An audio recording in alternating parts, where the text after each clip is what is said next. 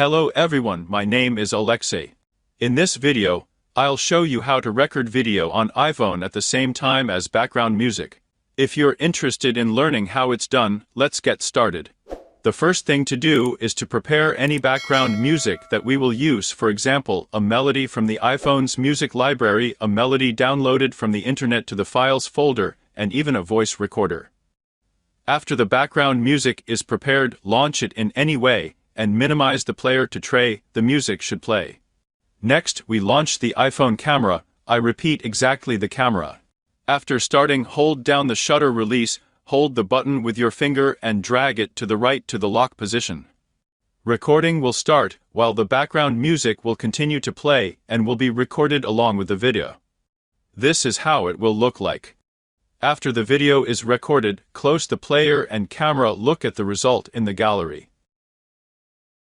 Thanks to this simple method, you can record video at the same time as background music. If this video was helpful, don't forget to support my channel by giving it a thumbs up and of course subscribe to it. See you soon. Bye.